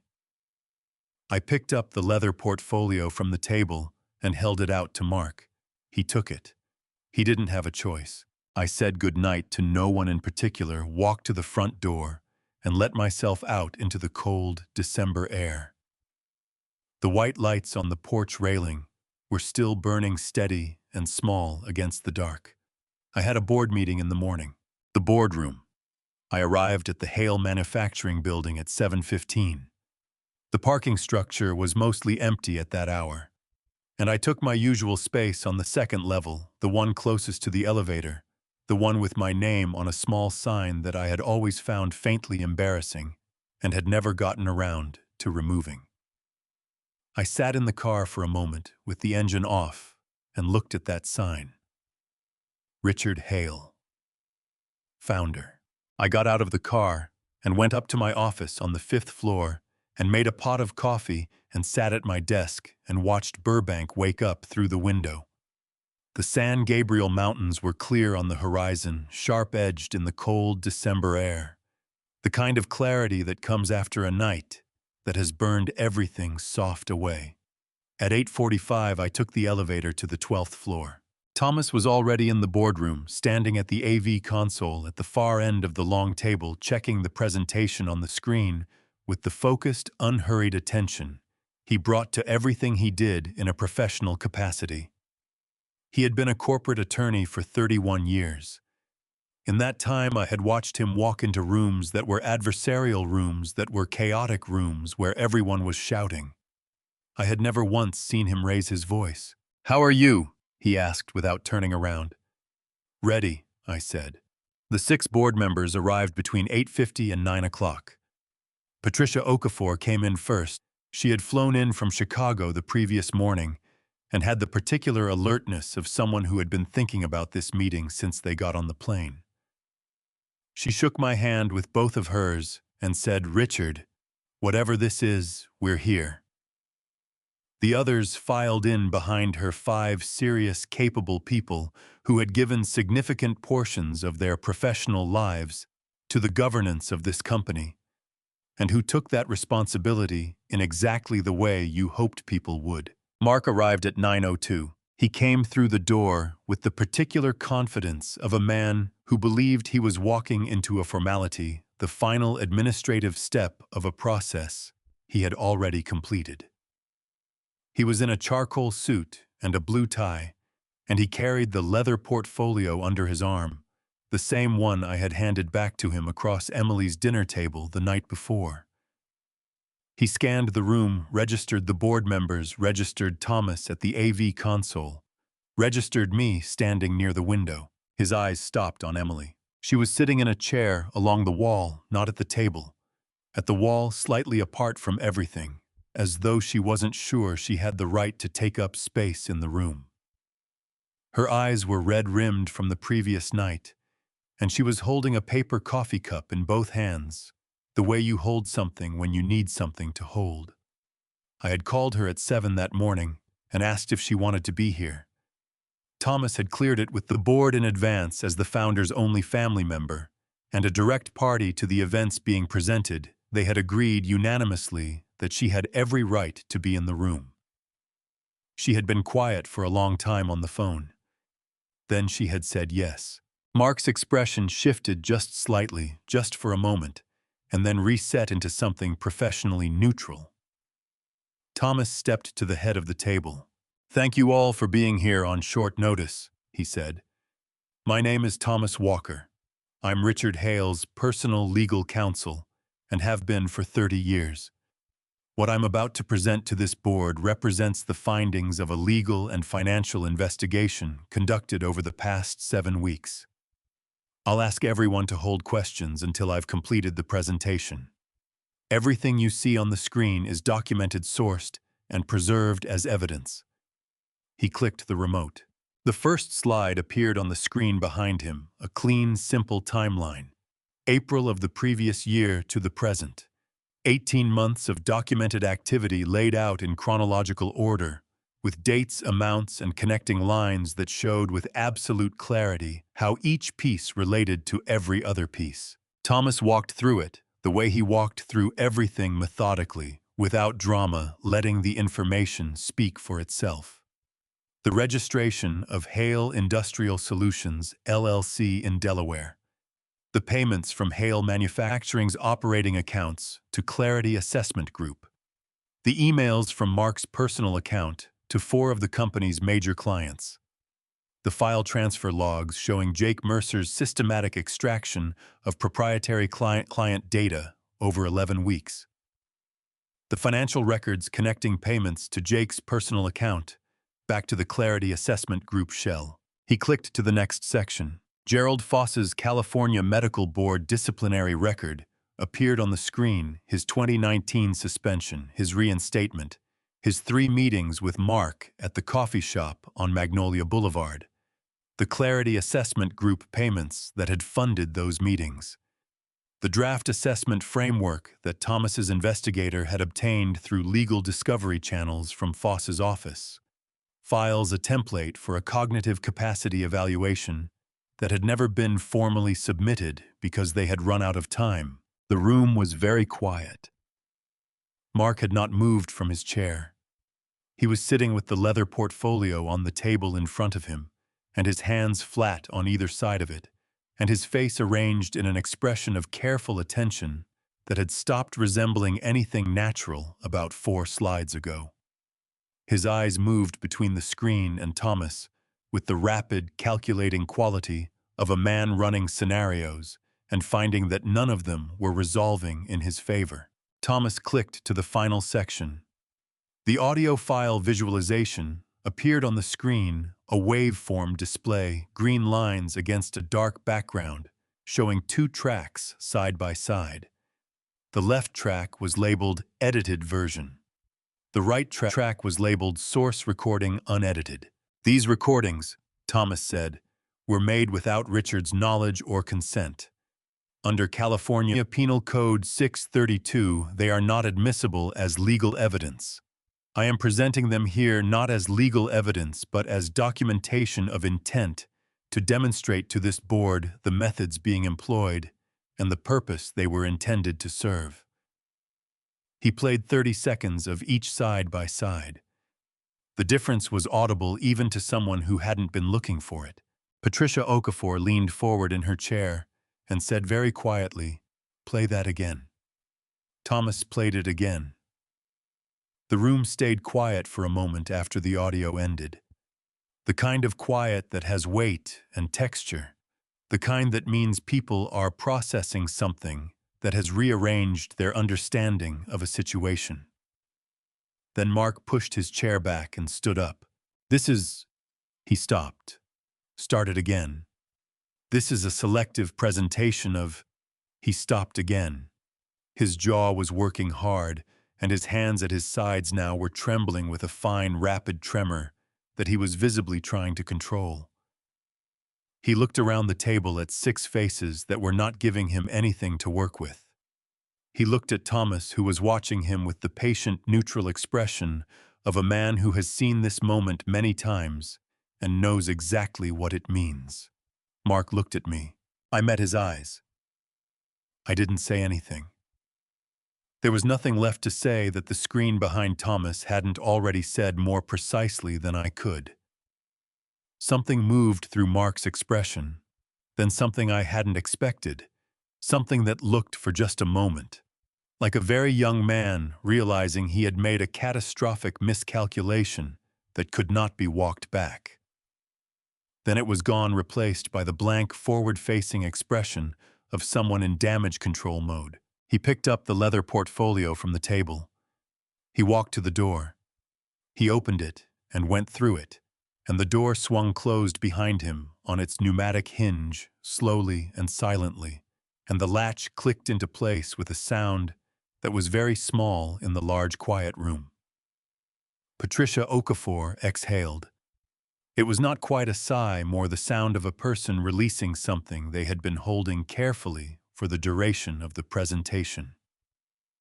"Richard," she said, "what do you need from us?" I looked at her. I looked at the 5 other faces around the table, serious, steady, present. Then I heard a sound from the chair along the wall. Emily had her hand pressed over her mouth again, the same way she had at the dinner table the night before, but this time it wasn't grief coming out of her, or not only grief. She was shaking with the effort of containing something larger and more complicated, her eyes streaming, her shoulders curled forward, and what came through her hand was a sound that I recognized because I had heard it from her once before when she was 7 years old and had broken something she loved and couldn't fix. It was the sound of someone understanding all at once the full size of what they had done. I crossed the room and crouched down in front of her chair and took both her hands in mine. They were ice cold and shaking badly, and she gripped my hands back with a strength that surprised me, her knuckles white against my skin. "Dad," she said. Her voice was destroyed, raw and broken, and entirely without artifice. "Dad, I'm so..." "I know," I said. "I know." I held her hands until the shaking slowed. The board members gave us the room, turning to their own quiet conversations, giving us what privacy the space allowed. Thomas stood at the window and looked out over Burbank and said nothing, which was exactly right. After a while, Emily lifted her head and looked at me with eyes that were swollen and red, and more honest than I had seen them in longer than I wanted to calculate. "What happens now?" she whispered. "Now," I said, "we figure out what's real, and we start from there. What remains, the legal process, moved with a precision I hadn't expected, though perhaps I should have. Thomas had spent 7 weeks building a case with no gaps and no ambiguities, and when you hand something like that to the machinery of California business law, it tends to move. By the 3rd week of December, Hale Industrial Solutions, LLC, had been named in a civil complaint filed in Los Angeles Superior Court, citing misappropriation of trade secrets under the California Uniform Trade Secrets Act and unfair business practices under the California Business and Professions Code. The shell company had no assets worth pursuing. Mark had been careful about that, but the filing created a public record that would follow the entity, and by extension, Mark Donovan, for a very long time. Jake Mercer's attorney contacted Thomas 4 days after the termination letter went out. They wanted to discuss settlement terms. Thomas told them there was nothing to discuss until Jake had returned every document he had removed from our systems and provided a full accounting of everyone he had shared them with. Jake's attorney called back 2 days later and agreed. Gerald Foss received Thomas's cease and desist letter on the 16th of December. He did not respond. On the 22nd, Thomas filed a formal complaint with the California Medical Board, the second one on Foss's record this time, supported by financial documentation meeting records and the draft assessment framework recovered from his files through legal discovery. Thomas told me the board's investigative process would take months. He also told me that a second formal complaint on top of a prior suspension would make it very difficult for Foss to continue practicing in California regardless of the outcome. I did not feel triumphant about any of this. That surprised me a little. I had expected that when it was over, when the documents were filed, and the case was built, and the people who had tried to take what I had spent my life creating had been held accountable, I would feel something conclusive, something that felt like winning. What I actually felt was quieter than that, and heavier, and in a way I hadn't anticipated, lonelier. I sat in my office on the 5th floor of the Hale Manufacturing building on the last Friday before Christmas and looked out at Burbank in the afternoon light and thought about the fact that the most dangerous threat the company had ever faced had not come from a competitor or a market downturn or a regulatory change. It had come from inside my own family, from a dinner table in Glendale where I had eaten and laughed and believed for 11 years that the warmth around that table was real. Some of it had been real. I held on to that. Carol knocked on my office door at 3 o'clock and came in with a folder and 2 cups of coffee. The way she had come into my office on difficult afternoons for 15 years. She set 1 cup in front of me and sat across the desk and opened the folder. "Morrison Group confirmed this morning," she said. "Jim Morrison spoke with Thomas directly. He's aware of what happened with the data transfer, and he's not moving the contract. He actually asked if we'd be interested in expanding the scope of the current agreement." She looked up. "He said, and I'm quoting, that he'd always found Hale Manufacturing to be the most straightforward company he dealt with, and that he considered the past few months an aberration." Something loosened in my chest. "Tell Jim I'd like to have lunch in January." "Already proposed," Carol said. She almost smiled. "He said Tuesday the 13th works." I nodded. Carol closed the folder and started to stand, and I said, "How are you doing with all of this?" She settled back into the chair.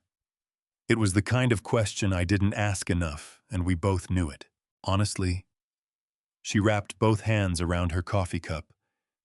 "I've been doing this work for 20 years. I've seen a lot of things that didn't add up get explained in ways that were disappointing. This was the first time I ever found something that made me genuinely angry." She paused. "Not because of what it meant for the company, because of what it meant for you." I looked at her for a moment. "Thank you, Carol." "Don't thank me," she said, with the particular briskness she used when sentiment made her uncomfortable. "Just let me renegotiate Morrison Group's contract in January." I laughed, a real one, the kind that surprised me. It felt unfamiliar in my chest. Good, but unfamiliar, like a muscle that hadn't been used in a while. On the home front, things were quieter and more complicated. Mark had moved out of the Glendale house the week after the board meeting. Emily had told me this in a text message on a Wednesday morning, 3 sentences, editorializing the compressed language of someone managing more than they could fully articulate. She was keeping the house for the time being. Noah was at school. She was figuring things out. I did not call her every day. I had learned somewhere in 35 years of being her father that Emily processed things in a particular way, by going inward first, by working through the shape of something in private before she could talk about it. I had respected that when she was a teenager, and I respected it now. I sent her a text on Christmas morning that said simply, "Thinking of you and Noah. The door is always open." She replied 4 minutes later with a single line, "I know, Dad." Merry Christmas. It was not enough. It was also for right now exactly what it needed to be. I spent Christmas afternoon alone in the house in Pasadena. I made myself a reasonable dinner and watched the rain come in from the west, December rain, the good California kind, that smelled like wet chaparral and cold pavement, and I sat at the kitchen table with a glass of wine and Margaret's journal open in front of me, not reading it exactly, just having it there. Company of a kind. I hope she never lets anyone make her small. Emily was 35 years old, and she was in a house in Glendale on her own for the first time, figuring out who she was when no one was telling her. That was not nothing. That was in fact the thing Margaret had hoped for, not the path to it, not the cost of it, but the thing itself. I closed the journal. Outside, the rain was steady and clean against the windows. Somewhere down the block, someone had left their Christmas lights on, and they glittered softly through the wet glass in long, blurred streaks of color. 3 months later, on a Saturday morning in March, my phone rang. The name on the screen was Emily, the flower shop. She called at 8:14 on a Saturday morning in March. I was standing at the kitchen counter in Pasadena in my bathrobe, holding a cup of coffee I had stopped tasting 20 minutes ago. When Emily's name lit up the screen, I set the mug down and took one slow breath before I answered. "Good morning," I said. "Dad." Her voice was different, looser than the compressed, careful texts she had been sending since December. Like something wound very tight for a long time had finally been allowed to unwind. "Are you busy?"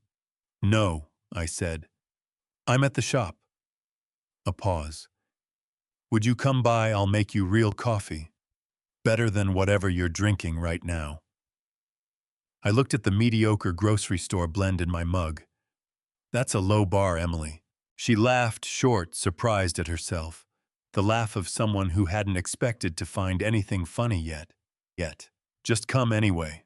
Margot's Blooms sat on Sunset Boulevard in Silver Lake, wedged between a coffee roaster and a vintage record store. I had driven past it 3 times since December without stopping, not wanting to arrive before I was wanted. Each time I had noted the hand-lettered sign in the window, the flower buckets on the sidewalk, the warm light inside that made the whole front of the shop glow like something cupped in 2 hands. I parked 2 blocks north and walked down. The shop was maybe 400 square feet, not much bigger than the garage on Elmwood Avenue where I had started everything 30 years ago. Whitewashed brick walls, original hardwood floors, gone slightly uneven with age and flowers on every surface.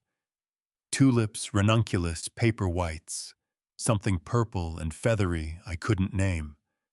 The space smelled like green things and cold water and freshly cut stems, and the smell hit me the moment I pushed open the door and made my chest do something unexpected. Emily was at the work table, with her back to me, working on an arrangement in a low ceramic vase. Her hands moved with a focus and sureness. I recognized the same concentration she'd had as a child, doing art projects at the kitchen table, the world narrowing to just the thing in front of her. She turned when she heard the door. She was wearing a canvas apron over a sweater hair pulled back, a smear of green on her left wrist. She looked tired in the way people look when they have been doing hard work for a long time and are just beginning to come out the other side. "Hey," she said. "Hey," I said. She waved at a stool across from her. "Sit. I'll get the coffee." While she was in the back, I looked around at what she had built here. The hand-lettered price cards, the small chalkboard listing the week's arrangements, and on the wall near the register, a framed photograph of Margaret laughing, holding a bunch of sunflowers at some long-ago summer market. Emily had it printed and framed herself. I hadn't known she had that photograph. My throat tightened until it ached. I looked at it for a long time without looking away. Emily came back with 2 mugs. She was right, the coffee was significantly better than mine. She sat across from me and wrapped both hands around her mug and looked at me with eyes that were clear and direct, in a way they hadn't been for a very long time. "I keep thinking about the letter," she said. "You wrote that you didn't regret a single dollar." "I don't," I said. "How—" Her voice strained on the word, not quite breaking, but close. "Dad, I sat in that kitchen and I let him turn you into a problem to be managed. I let him convince me your love was just money, just a resource." She pressed the back of her hand against her mouth. Her eyes filled and she blinked hard, refusing to let go entirely. "I knew it wasn't true. I knew the whole time. And I said nothing. Emily." I waited until she looked at me. "You were scared. You wanted your life to be stable and your marriage to hold together, and someone told you there was a way to have all of that. You were wrong to believe him, but you weren't wrong to want those things." Her chin trembled. She pressed her lips together until it steadied. "She would be so disappointed," she said quietly. "She would be disappointed in the choice," I said. "Not in you. She was always very clear about that difference." I glanced at the photograph. Margaret with her sunflowers laughing at something just out of frame. "She wrote about you in her journal. She said you had her soft heart and my stubbornness, and she hoped life would be gentle with you." Emily made a sound, half laugh, half sob, and pressed both palms flat on the work table and let herself cry for a real moment. Not the overwhelmed breaking of the boardroom. Something more purposeful. The sound of a specific thing being released. After a while, she straightened and wiped her face with her wrist, leaving a fresh green smear alongside the first. "I named the shop after her," she said. "Margot. That's what I called her when I was little, before I could say Margaret properly." She looked around at the flowers, the whitewashed walls, the morning light coming in through the front window. "I wanted her here while I figured out if I could do this on my own." She looked back at me. "I can. I think I actually can." She said it with a quiet certainty that felt entirely her own. "I know you can," I said. She picked up her mug. Something in her face shifted, the last of the distance closing, not with any proclamation, just quietly and completely, the way things close when they are genuinely finished. "I need help with morning deliveries," she said. "Tuesdays and Thursdays, 5:30. The van smells like potting soil, and the coffee from the diner on Hyperion is terrible." "What time should I be here?" I asked. She almost smiled. 5:15. I like to load before we go." 5:15, I said. We finished our coffee. Emily went back to her arrangement, and I watched her hands move through the stems, building something ordered and beautiful out of separate things. Outside, the March light came in low and yellow through the front window and through small prisms across the walls. I thought about the watch on my desk at home. One more person. One more thing left to do. That could wait until Sunday. Huntington Gardens, Sunday afternoons at the Huntington, had been mine and Margaret's tradition for 22 years. We had discovered it by accident. The first autumn after we moved to Pasadena, stumbled into it on a Sunday when we had nothing planned and nowhere to be, and something about the scale of it, the 1,200 acres of gardens and paths and quiet, had grabbed onto both of us and never let go. We came back every few weeks after that. We had a bench we preferred near the Japanese garden pond, slightly off the main path, where it was almost always empty. After she died, I kept coming. Alone, which was different but still necessary. Noah had started joining me 6 months ago. It had been Emily's idea. She thought it would be good for him to have something regular with his grandfather. Something that wasn't a holiday or an obligation. She was right.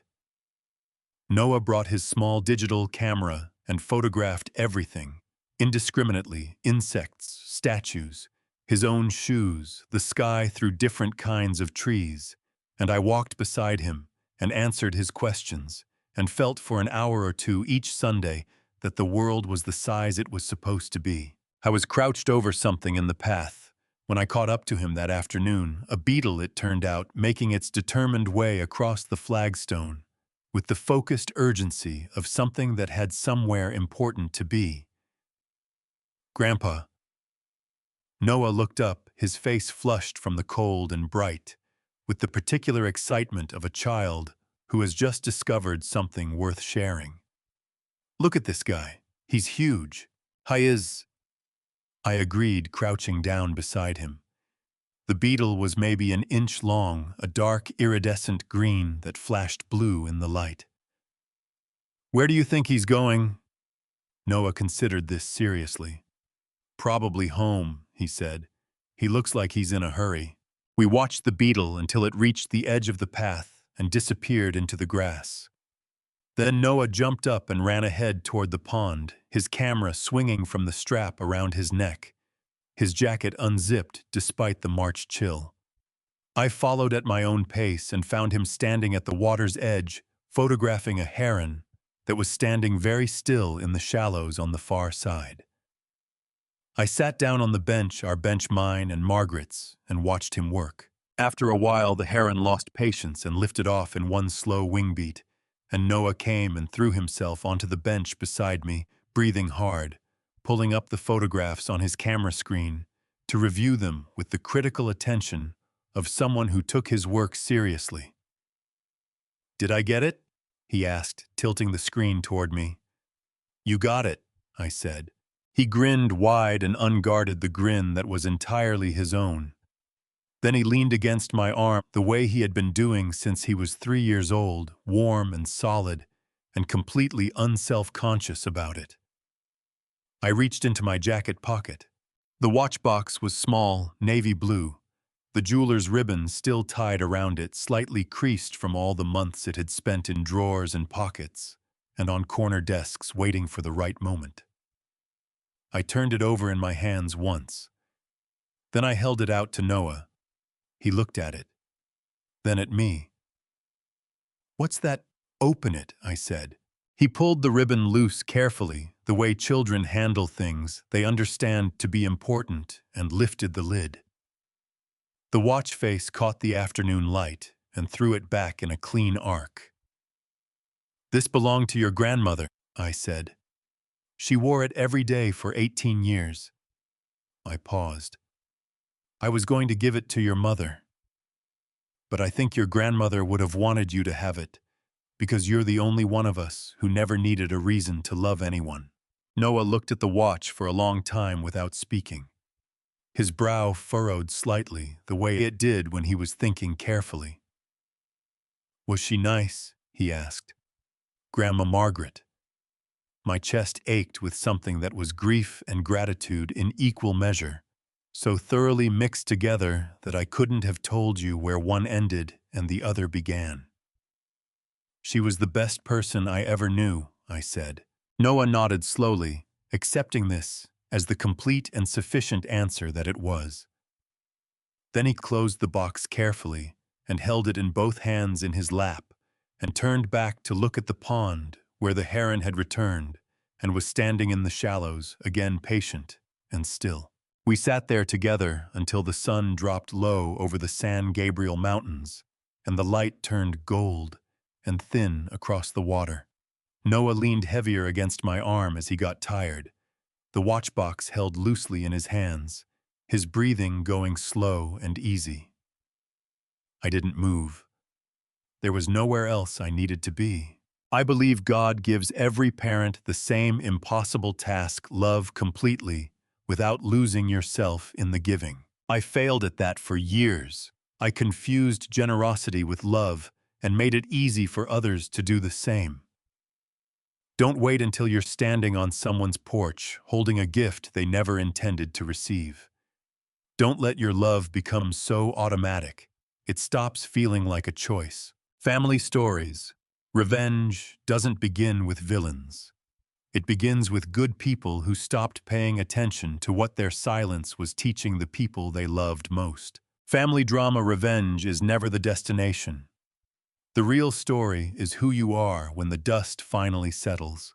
I discovered I was still a father, still a grandfather, still the man who built something from nothing with cold hands and bad coffee, and one person who believed in him completely. That was enough. That has always been enough. If this family story's revenge story moved something in you, drop a comment below. Tell me where you would have drawn the line. Share this with someone carrying a weight they haven't named yet. And if you're new here, subscribe and hit the bell. More stories are coming. Thank you for staying until the very end. A-Note stories on this channel blend fiction and real human truth, designed to make you think, not to mislead. If that's not your kind of content, no hard feelings.